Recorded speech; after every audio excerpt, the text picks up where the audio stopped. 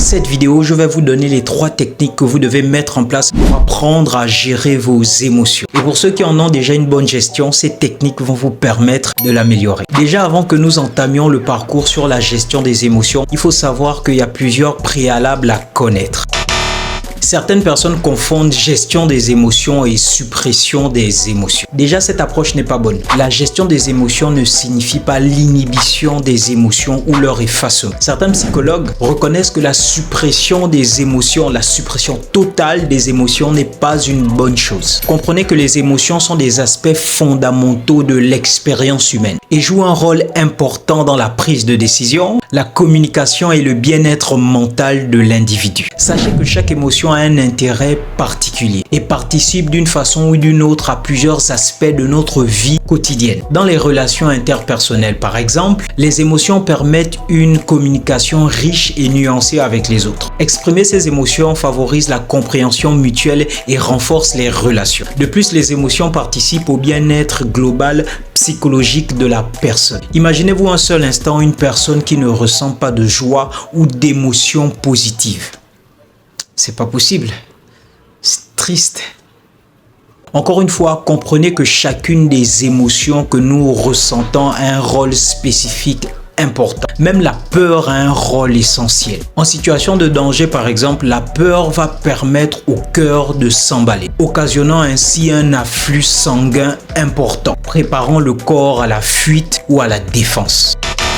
Le deuxième préalable que vous devez connaître, ou plutôt que vous devez enlever de votre tête, c'est celui qui laisse à croire que les femmes ont plus d'émotions que les hommes. C'est totalement faux. Notez qu'il est important de comprendre que les émotions sont une expérience subjective qui peut varier considérablement d'un individu à l'autre, et ce, indépendamment du genre. À la différence de dire que les femmes ont plus d'émotions que les hommes, le véritable point central se situe dans la manière dont les hommes et les femmes expriment leurs émotions. En réalité, hommes et femmes expriment leurs émotions différemment. Et cela ne signifie en aucun cas que l'une ou l'autre des parties en a plus ou moins. Donc c'est important de ne pas généraliser ou stéréotyper les émotions en fonction du genre, car chaque individu est unique et les variations émotionnelles sont complexes et multifactorielles. C'est bon, maintenant je vais vous donner les 3 conseils que vous devez connaître afin de mieux gérer vos émotions. C'est parti. Étape numéro 1, la respiration profonde. Je sais que pour beaucoup, dit comme ça ne va pas vraiment vous parler. Mais c'est une stratégie que beaucoup de personnes utilisent sans même le savoir. En général, qu'est-ce qui se passe? Ou plutôt, qu'est-ce que vous faites lorsque vous êtes stressé à l'occasion d'un discours à faire, d'une prise de parole en public ou à quelques secondes d'un examen important?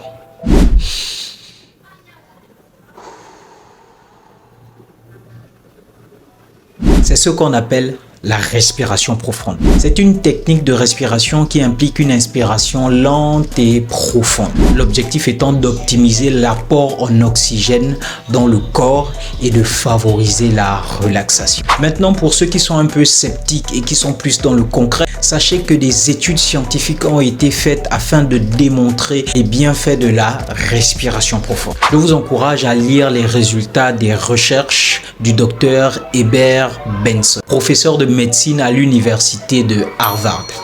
Quand même. Au-delà de participer à la gestion des émotions, la respiration profonde permet aussi une meilleure gestion de la douleur et permet de diminuer la pression artérielle. La deuxième stratégie que vous devez mettre en place pour apprendre à gérer vos émotions, c'est la pleine conscience. Eh bien, la pleine conscience dans la gestion des émotions consiste à être attentif au moment présent. Il s'agit d'observer vos émotions d'un point de vue extérieur. Pour cela, vous devez prendre du recul sur l'émotion que vous ressentez en procédant par ces étapes. L'identification. Prenez le temps de nommer l'émotion que vous ressentez sur le moment. Est-ce que c'est de la peur, de la joie, de la colère? La deuxième étape, c'est la localisation physique de l'émotion. Très souvent, lorsqu'on est triste, on ressent une sensation de poids au niveau de notre poitrine. Lorsqu'on a peur ou qu'on est stressé, on ressent une sensation de gêne au niveau de notre estomac. Et pour certains, on a envie d'aller au petit coin. Donc, essayez de détecter comment se manifeste physiquement une certaine émotion chez vous. La troisième étape, c'est d'observer l'émotion que vous ressentez de façon neutre. sans y porter un certain jugement bon ou mauvais. Rappelez-vous que chaque émotion a une raison d'être. Ce sont les actions que nous posons derrière qui peuvent être bonnes ou mauvaises. Enfin, la dernière étape, prenez du recul. Visualisez l'émotion comme étant une expérience temporaire. C'est une émotion, oui, mais elle ne définit pas votre identité. Elle ne définit pas qui vous êtes. Eh bien, la dernière stratégie que vous devez mettre en œuvre si vous voulez apprendre à maîtriser vos émotions, eh bien, c'est la pensée logique ou si vous préférez la pensée rationnelle. Encore une fois, je vais le dire, je vais me répéter. Ce ne sont pas les émotions qui constituent le problème. Ce sont les pensées associées à ces émotions qui constituent le vrai problème. Donc la pensée rationnelle que vous aurez aura pour effet de vous emmener à vous questionner vous-même par rapport aux pensées que vous avez. Est-ce que par exemple parce qu'on est triste, on devrait penser de façon pessimiste? Non. Est-ce que parce qu'on est en colère, on devrait avoir des pensées vengeresses?